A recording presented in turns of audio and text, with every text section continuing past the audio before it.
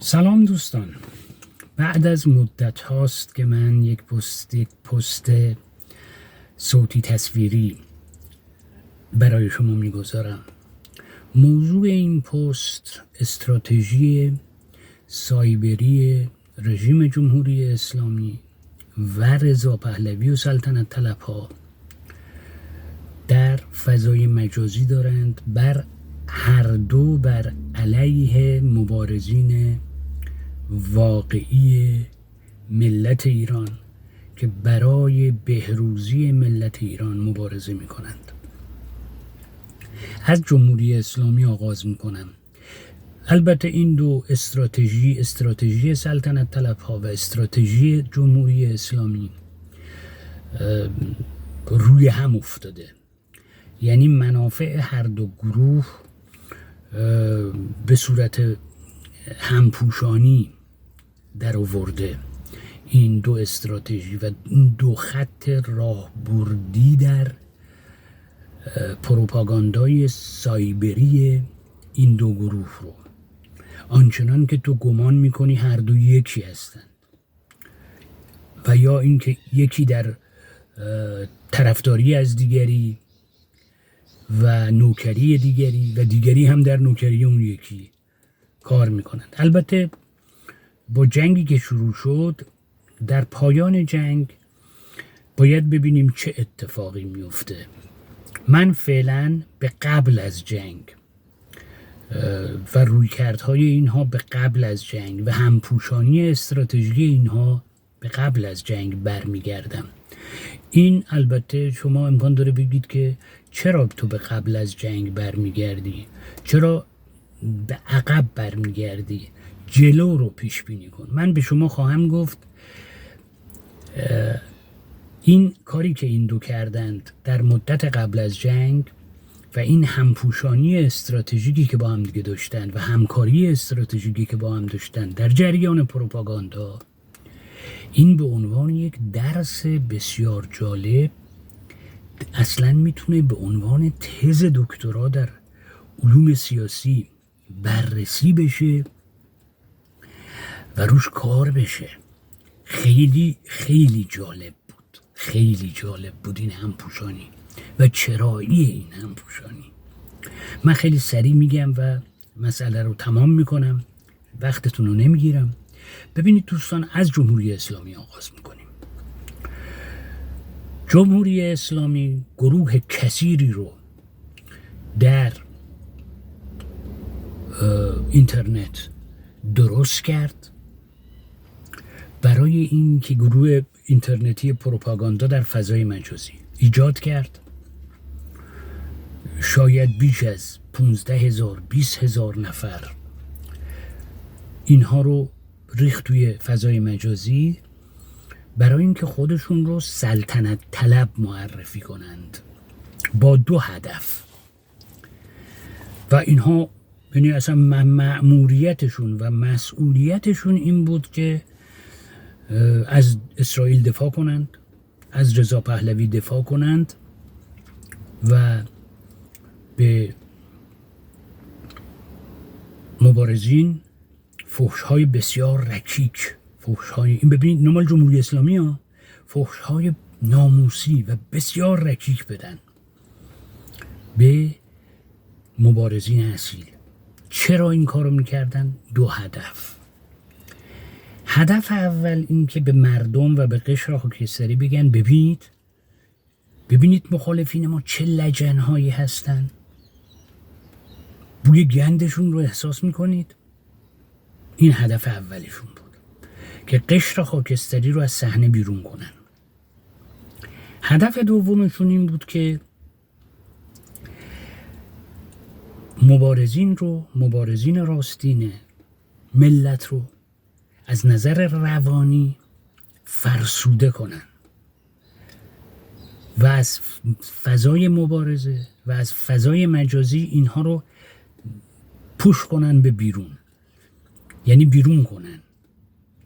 و اینی که تا چه حدی، اینی که در فرسوده کردن فضای مجازی و فرسوده کردن مبارزین راستین چقدر موفق بودن؟ من گمان میکنم مقداری موفق بودن. در اولی چی؟ که به مردم نشون بدن که مبارزین لولو هستن و اگر ما بریم اینا میان میخورنتون. فکر کنید که 40,000 تا 30,000 تا 20,000 تا پست دائم فوش خواهر مادر بدن، فوش‌های رکیک بدن به مبارزین اصلی. ببینید چه اتفاقی میفته. در روز پول میگیرن که این کار رو بکنن. این جمهوری اسلامی. اما گمان نکنید که سلطنت طلبا این کار نیستن. اونا فوش خواهر مادر نمیدن، آدمای شیک، آدمای با ادب. نه، برید ببینید تجمعاتشون رو در مثلا اتریش، آلمان. ببینید چی میگن، شعارهای زناشون رو ببینید، زنهایی که اونجا رفتن و دارن شعار میدن. خب اونا خود سلطنت طلبان، اون 30-40,000 تایی در داخل ایران نیستن، خود سلطنت طلبان. اونایی که ادای سلطنت طلبا رو در میارن نیستن، اونا خود سلطنت طلبان. اونها واسه چی این کار رو میکنن؟ این فحشای ناموسی رو میدن واسه چی؟ ببینید اونم دلیل داره دیگه، به 2 دلیل. باز اون یکی این که مبارزین رو باز بترسونن، مبارزین واقعی رو. اخیراً 3 نفر رو هم که کشتن، 2 نفر در کانادا و 1 نفر هم در اتریش. ترورشون کردن، آدمایی رو که مخالف سلطنت طلبا بودن و پلیس همچنان داره دنبال سرنخ‌ها برای افرادی که این کار رو کردن داره میگرده. خب اونها هم میخوان مبارزین راستین رو بترسونن و به مردم بگن ببینید ما اینیم، ما آدمای وحشتناکی هستیم، ما خیلی لجنیم، ما میکشیم، میزنیم، میبندیم. این فوش خارمادری که داریم میدیم تازه مال اولشه، ما خیلی لجنیم. میخوان اینو بگن تا اون قشر خاکستری مجددن و هم مبارزین و همون قشر خاکستری که توده های مردم رو تشکیل میده در روز ایکس که اینها کودتا میکنن یا اینا میریزن تو خیابون، در اون روز ایکس مردم نیان مقاومت کنن، از اینا بترسن.